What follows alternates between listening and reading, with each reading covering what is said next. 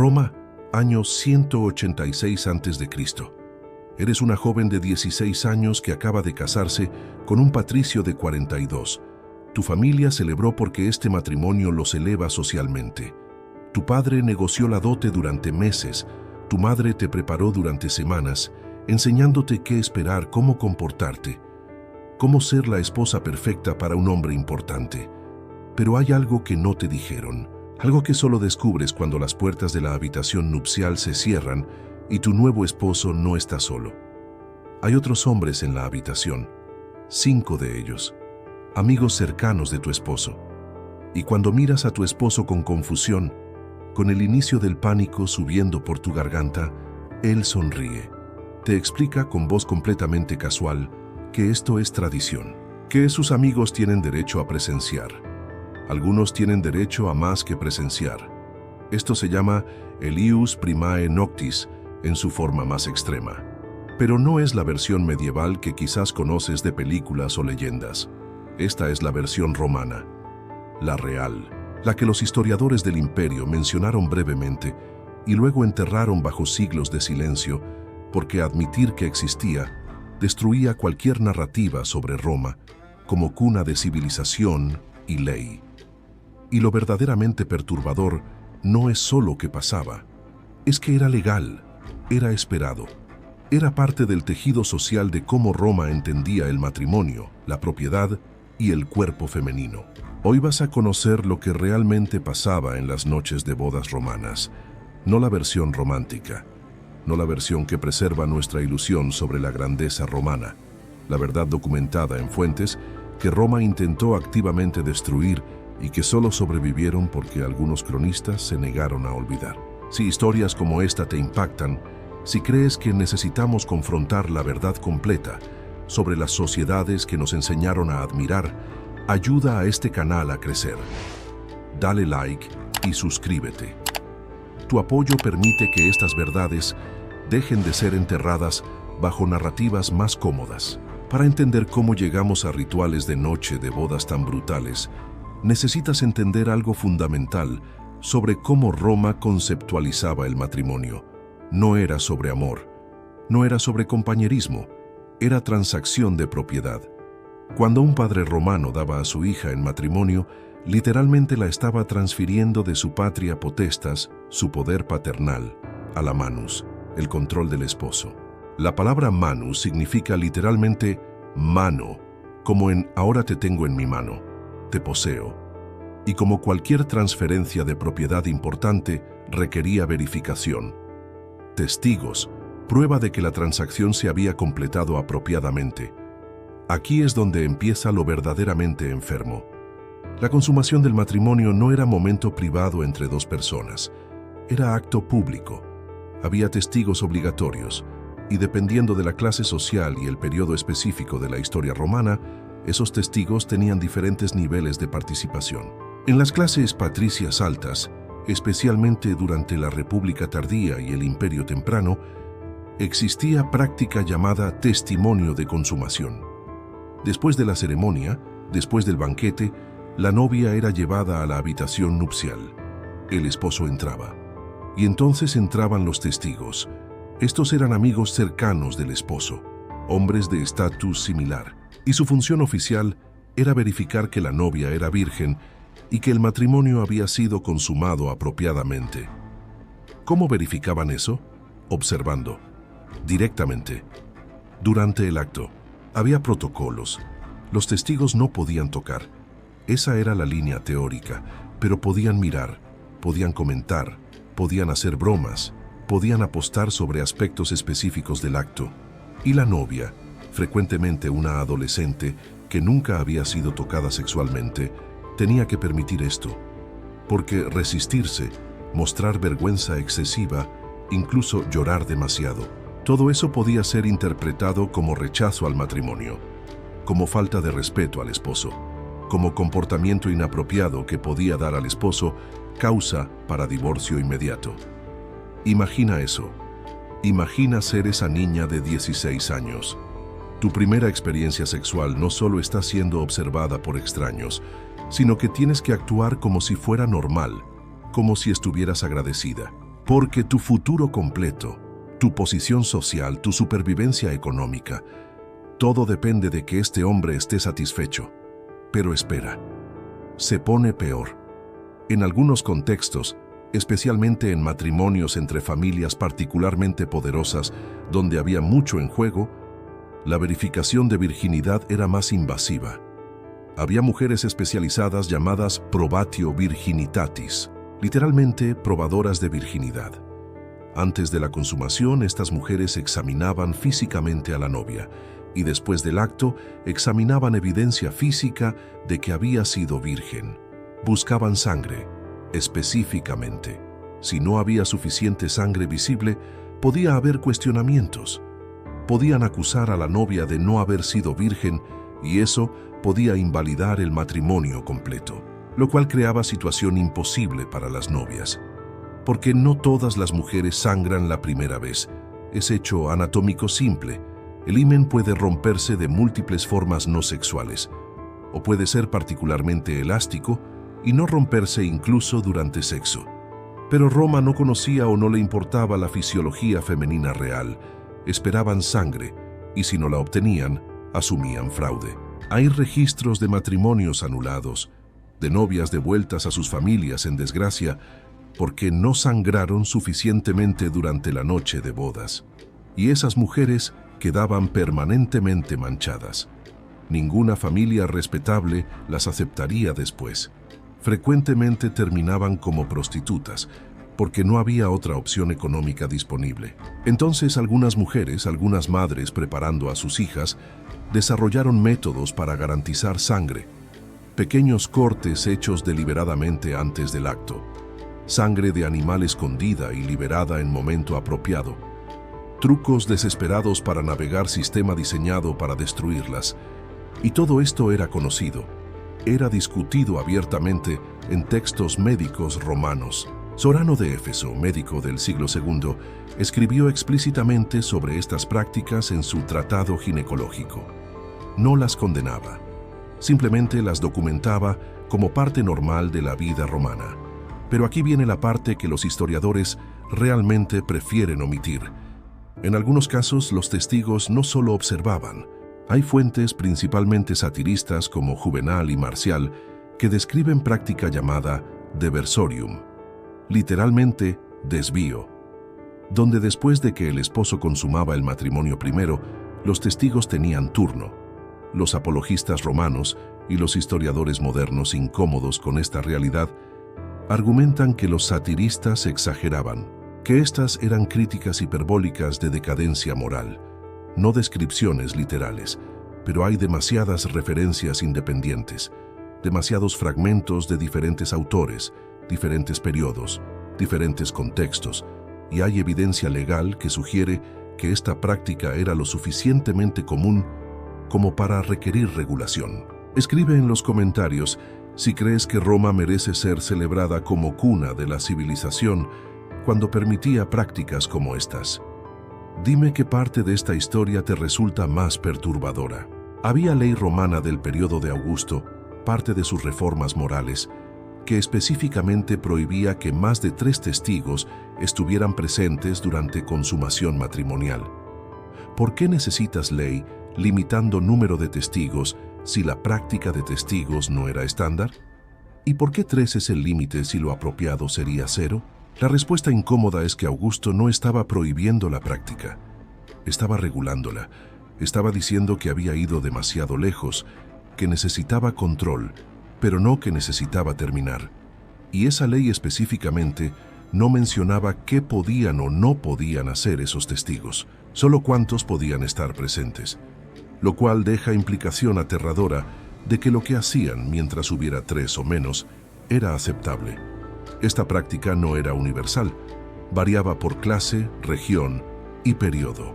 Las familias de clase baja frecuentemente no podían permitirse ceremonias elaboradas y probablemente tenían rituales de noche de bodas más privados simplemente por falta de espacio y recursos.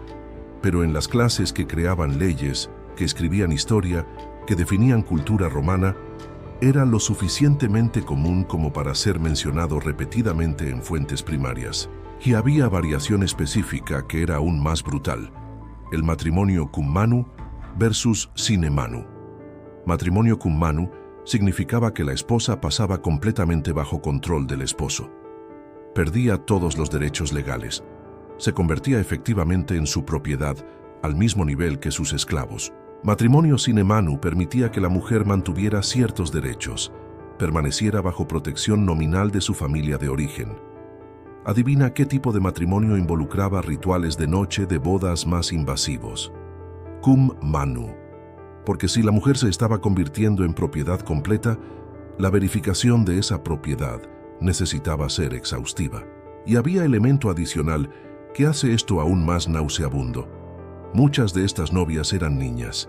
La edad legal mínima para matrimonio de mujeres en Roma era 12 años. 12. Y eso era mínimo legal. En práctica, muchas se casaban a esa edad exacta o incluso antes, en matrimonios arreglados que se consumaban cuando la niña alcanzaba la pubertad. Entonces estamos hablando de niñas de 12, 13, 14 años, siendo sujetas a estos rituales, siendo examinadas físicamente por extraños, siendo observadas durante su primera experiencia sexual, potencialmente siendo violadas por múltiples hombres en nombre de tradición, y sus familias lo permitían, lo celebraban, porque era honor, porque significaba que su hija se estaba casando con alguien lo suficientemente importante como para tener testigos prestigiosos. El trauma psicológico de esto es imposible de medir. No tenemos testimonios de primera mano de las mujeres que lo experimentaron, porque las mujeres romanas no escribían sus experiencias, no tenían voz en registros históricos, pero podemos inferir de otros comportamientos documentados. La prevalencia de suicidio entre mujeres jóvenes recién casadas. Los relatos de novias que se negaban a comer después de la noche de bodas, que se dejaban morir de hambre. Las referencias a melancolía nupcial en textos médicos. Estos no eran anomalías, eran patrones. Sugerían trauma sistemático que la sociedad romana reconocía, pero no abordaba, porque hacerlo requeriría cuestionar prácticas fundamentales. Había también dimensión religiosa que hacía todo esto aún más complicado. Ciertas deidades romanas estaban asociadas específicamente con protección de novias. Juno, diosa del matrimonio. Diana, protectora de mujeres jóvenes. Se suponía que orar a estas diosas protegería a la novia durante la noche de bodas. Pero ¿proteger de qué exactamente? Si el matrimonio era institución sagrada, si los rituales eran tradición honorable, ¿qué amenaza existía que requería protección divina? La respuesta obvia es que incluso los romanos, a algún nivel, reconocían que lo que pasaba en esas habitaciones era violencia, era trauma, era algo de lo cual las mujeres necesitaban ser protegidas, pero nunca tradujeron ese reconocimiento en cambio sistemático. En cambio, simplemente añadieron capa de ritual religioso que permitía a todos fingir que la violencia era santificada, que el trauma era necesario, que el sufrimiento de la novia era sacrificio noble en altar de la continuidad familiar. No todos los matrimonios romanos operaban así. Había variación significativa. Había parejas que genuinamente se amaban, que trataban la noche de bodas como momento privado entre dos personas. Pero esos eran la excepción, no la regla. Y incluso en esos casos, la estructura legal y social que permitía las versiones más brutales permanecía, lo cual significaba que cada novia, sin importar cuán gentil fuera su esposo específico, se casaba, sabiendo que legalmente él podía hacer cualquier cosa. Podía invitar testigos, podía permitir participación de otros, y ella no tendría recurso. Vivir bajo esa amenaza constante, incluso si nunca se materializaba, era forma de control psicológico. Era recordatorio de que tu cuerpo no te pertenecía, que tu consentimiento era irrelevante, que tu única función era servir a estructuras familiares y sociales más grandes. Y cuando eventualmente tenías hijos, cuando tenías hijas, tenías que prepararlas para el mismo sistema. Tenías que enseñarles a aceptar lo inaceptable, a sonreír a través del trauma. a considerar privilegio lo que era abuso institucionalizado, porque la alternativa, rebelarse contra el sistema, significaba destrucción completa. Ninguna familia te aceptaría, ningún hombre se casaría contigo. Quedarías sin protección en sociedad donde mujeres solas no podían sobrevivir legalmente. Entonces perpetuabas el ciclo. Preparabas a tu hija de 12 años para su noche de bodas con las mismas mentiras que tu madre te había dicho. Y cuando lloraba después, cuando mostraba trauma que tú recordabas tan vívidamente de tu propia experiencia, le decías que era normal, que pasaría, que así eran las cosas, y el sistema continuaba, generación tras generación, hasta que eventualmente la memoria de que alguna vez podría haber sido diferente se perdía completamente. Cuando el cristianismo comenzó a expandirse a través del Imperio Romano, uno esperaría que esto cambiara, que la nueva moralidad cristiana, con su énfasis en castidad y santidad del matrimonio, aboliera estas prácticas, y en cierto grado lo hizo. Los primeros escritores cristianos como Tertuliano y San Agustín condenaban específicamente la práctica de testigos en consumación matrimonial. La llamaban pagana, indecente, contraria a la dignidad que Dios pretendía para el matrimonio. Pero aquí está el problema. El cristianismo se expandió primero entre las clases bajas, los patricios, la aristocracia romana que practicaba las versiones más elaboradas de estos rituales, fueron los últimos en convertirse. Y cuando finalmente se convirtieron, cuando el cristianismo se volvió religión oficial del imperio en el siglo IV, muchas de las antiguas prácticas simplemente se cristianizaron en lugar de abolirse. Los testigos se volvieron padrinos. El examen físico de virginidad se volvió bendición sacerdotal del lecho nupcial. El simbolismo cambió, pero la estructura de control sobre el cuerpo femenino permaneció notablemente similar. Y algo crucial, la edad de matrimonio no cambió significativamente. Las niñas todavía se casaban a 12, 13 años. Todavía se esperaba sumisión completa al esposo. Todavía no existía concepto legal de violación marital. El cristianismo añadió capa de moralidad sexual que paradójicamente a veces hacía las cosas peores para las mujeres, porque ahora no solo estaban obligadas a someterse al esposo por ley civil, también era mandato religioso. Resistirse no era solo crimen social, era pecado. Las fuentes sobre estas prácticas son fragmentarias por razón muy específica. Fueron activamente suprimidas. Durante el periodo cristiano tardío del imperio, hubo esfuerzos deliberados para destruir textos que describían costumbres sexuales paganas en detalle. Bibliotecas fueron purgadas, manuscritos quemados, y lo que sobrevivió fue frecuentemente copiado con omisiones estratégicas. Tenemos versiones de trabajos de Marcial y Juvenal donde secciones completas están faltantes, donde escribas medievales claramente omitieron pasajes que consideraban demasiado obscenos, y muchas de esas omisiones involucraban descripciones de prácticas matrimoniales.